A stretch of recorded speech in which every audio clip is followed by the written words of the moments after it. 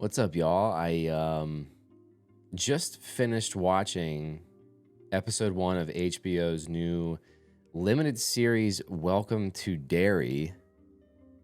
Um and I think I'm kind of shocked at how good it was.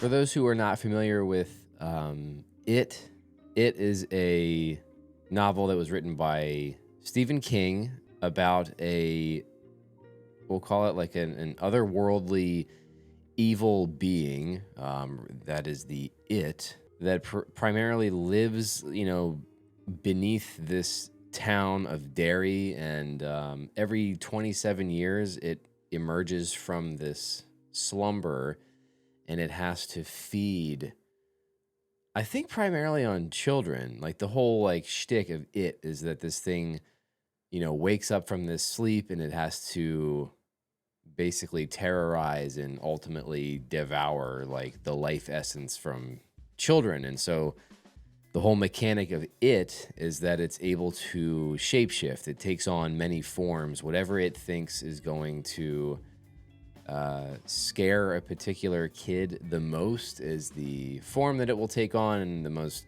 famous one that the movies have always latched onto is Pennywise the clown. And so it has recently seen the two film adaptations that have come out in the last couple of years with Bill Skarsgård as Pennywise. And I think because of that and the success that those movies had, that has lent itself towards me being pretty surprised at how freaking good that opening episode was tonight. When I had heard that they were doing the show, it kind of smelled like a cash grab type move from HBO, where they're like, hey, let's try to capitalize on the popularity of these recent movies. Let's get something out, hopefully like around Halloween time, and ka-ching. So I went into it with like fairly low expectations. I actually had no intention of even watching it. And then I found myself tonight and I was like, I got time. You know what? I'll give it a shot and we'll see how it goes. And really, really impressive opening episode. It was shockingly violent. It was brutal. It was unforgiving.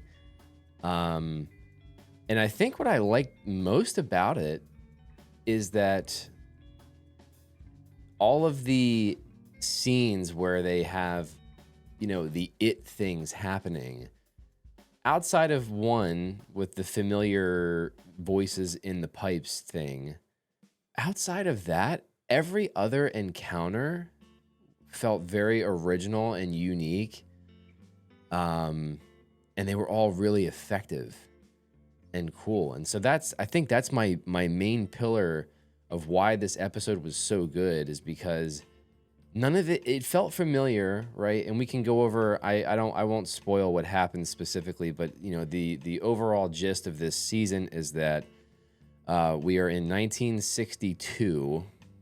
We're in Derry, and it quickly establishes that very familiar formula for it, right? We have a group of ragtag, down and out kids who ride bikes, Kids on Bikes, the Stephen King classic. And then the other kind of character that we're following, at least in this first episode, is I think his name is Leroy, but I noticed that his last name was Hanlon, so I'm assuming this is supposed to be, I would guess, Mike Hanlon's dad. Mike Hanlon, one of the main characters from the It novel and recent movies.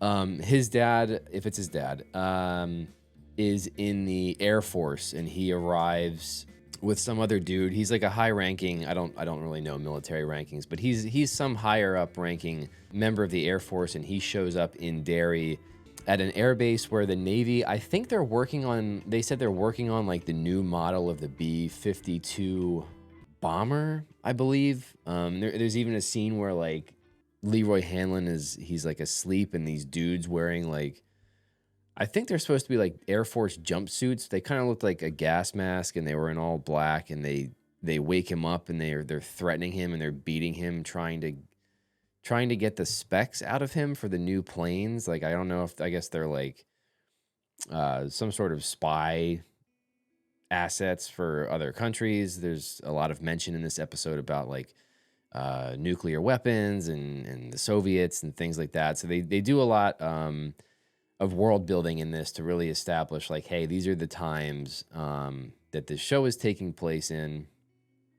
And even like the kids and stuff, we'll joke about like duck and cover and things like that. But that was the gist, right?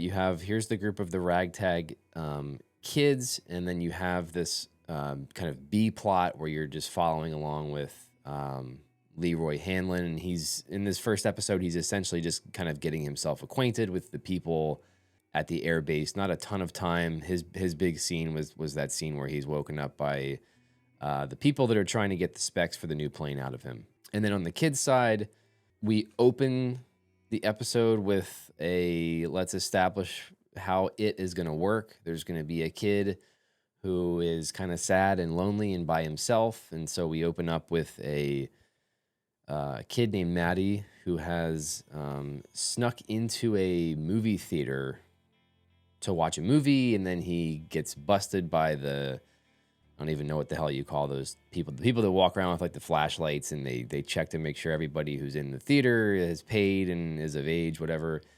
And he gets busted, and so they kick him out, and he runs, and then he ends up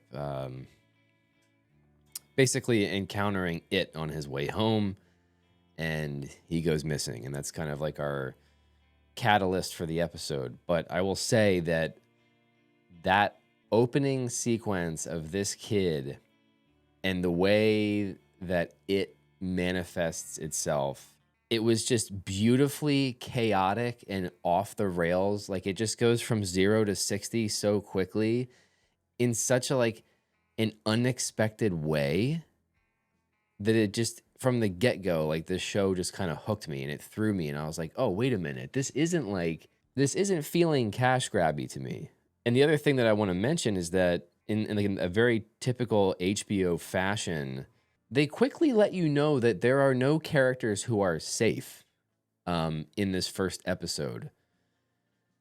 So the whole time, there's several events where I was just sitting there and I was like, holy shit, they just did that. Some really shocking moments.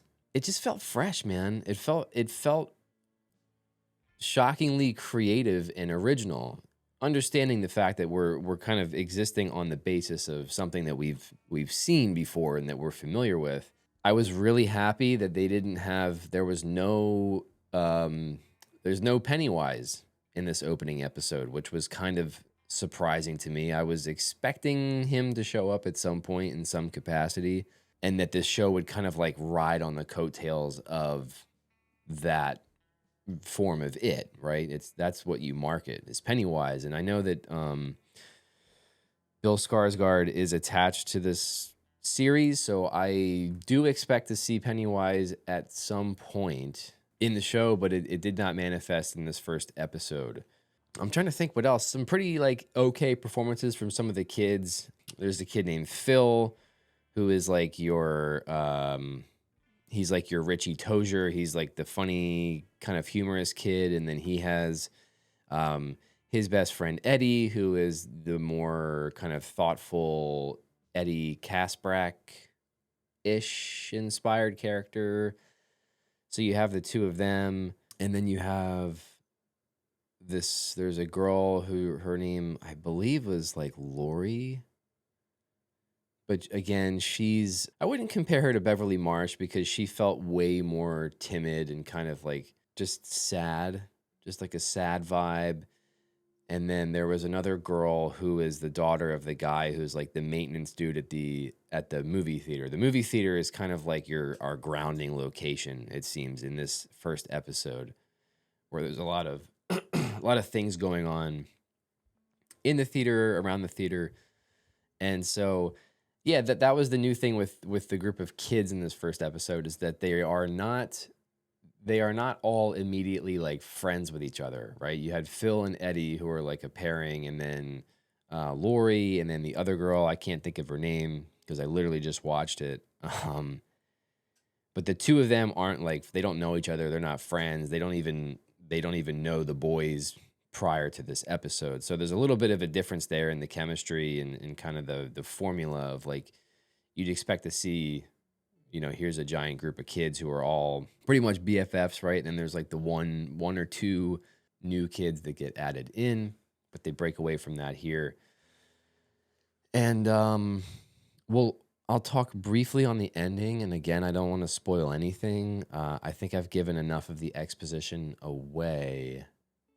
But the ending of the first episode, it's the kind of TV ending where you're just literally sitting there staring at your TV like, what? And then it's just boom, cut to the credits. I was like, okay, this show is going to be really good.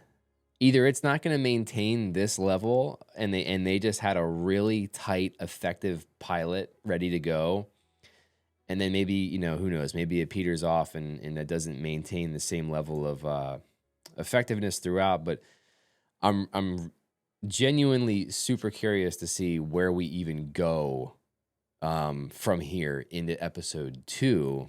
I haven't watched like the trailers for the show in a long time. I'm gonna have to watch them for when I make this video, because I'll probably grab a trailer and cut it up and throw it in here to